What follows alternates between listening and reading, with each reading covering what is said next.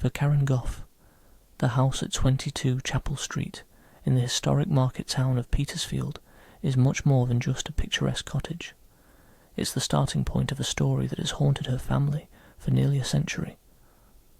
A story of paranormal events centred on her grandmother, Violet Lockyer. I have walked past it many times, Karen says of the house, which today looks like any other quiet residential home, but behind its unassuming facade lies a haunted history that regularly drew crowds of curious locals. Indeed, on occasion, the throng was so large that police were called to erect a cordon and control them. The disturbances Violet experienced fall into a particular kind of haunting known as a poltergeist, meaning noisy spirit in German. Unlike the silent apparitions that once lingered in grand rectories and castles, these poltergeists were noisy, unpredictable and intimately tied to the people they troubled. The story of the Petersfield Poltergeist began in the cold winter of 1930. The Lockyer family, headed by Alfred and Florence, had recently moved into the house at Chapel Street, renting it from a local doctor. The family were very fond of the home and the surrounding area, having previously lived in nearby Steep Marsh, where they worked on a farm. But their peaceful life was soon shattered by a series of strange and inexplicable events that quickly captured the attention of the media.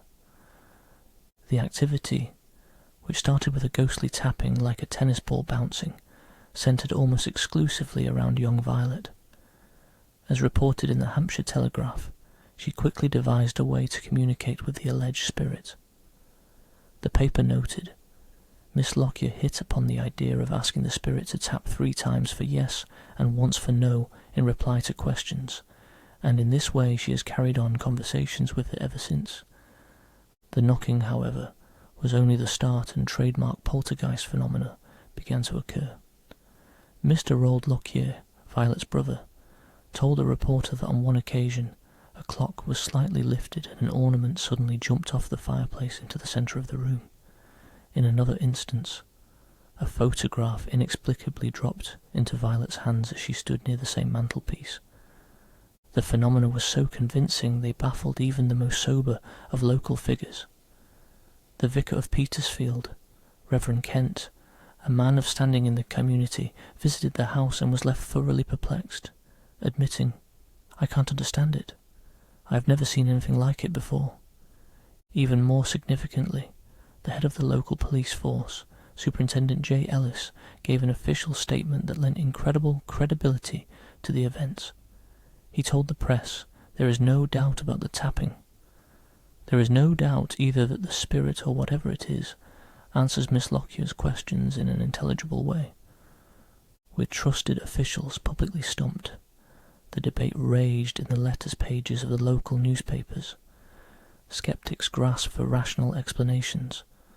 One widely circulated theory came from a reader signing themselves Anti-Spectre, who suggested the culprit was not a poltergeist, but an insect. The writer claimed the noise was made by a death watch beetle, a pest known for making audible ticking sounds in the timbers of old buildings. Despite the theories, Violet's father, Alfred, wrote a powerful letter to the paper defending his family's integrity against any claims of trickery, and dismissing rumours that he was profiting from the curious crowds who gathered outside. "The whole thing is perfectly genuine, from beginning to end," he insisted. "I have never taken a penny from any visitor to the house." Using the tapping method, Violet came to believe she was communicating with the ghost of a woman who had once lived and died in the property.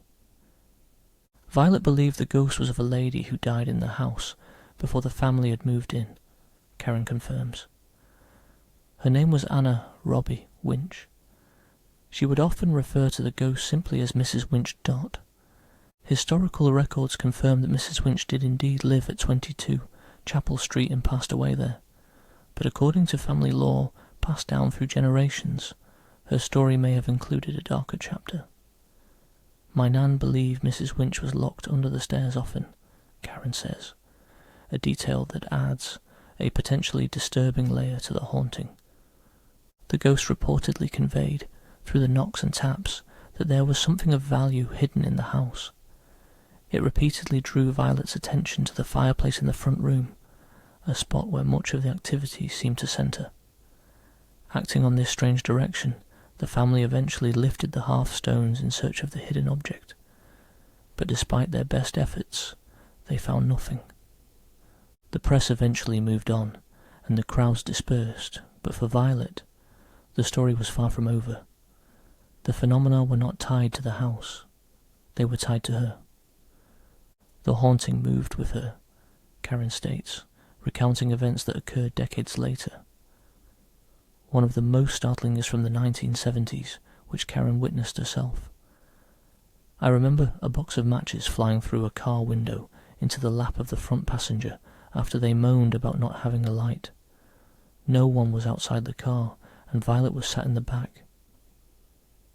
In another home, Karen's mother witnessed kitchen cupboards swinging open and closed, and saw a handbag lift itself from a surface and float eerily down the stairs. The activity wasn't always benign. Karen's own father, Violet's son, carries the memory to this day. My dad does not like going up in lofts, and remembers being lifted up in the air by unseen hands. The persistent fear eventually led the family to seek a final, drastic solution. A priest was called in to perform an exorcism on Violet and her new home. According to Karen, the ritual brought a measure of peace. It calmed down after this, she says. Not completely, but nothing else really frightening happened. Violet Lockyer lived with the weight of her story, rarely speaking of it to the grandchildren. She was usually hushed around us children, Karen remembers, as no one wanted us afraid.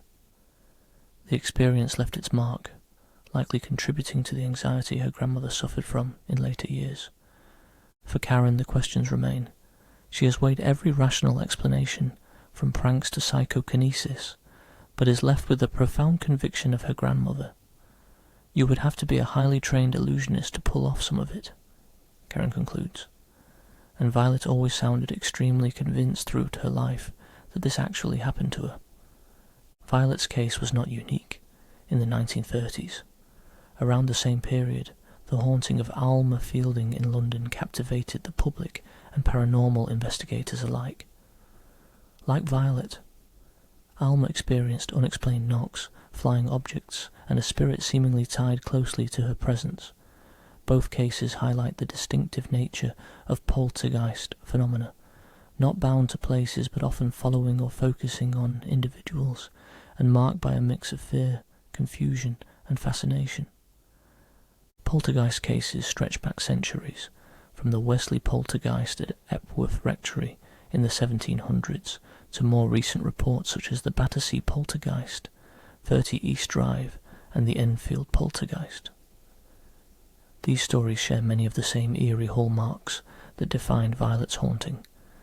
The Petersfield poltergeist was a fleeting public spectacle, but a lifelong private reality.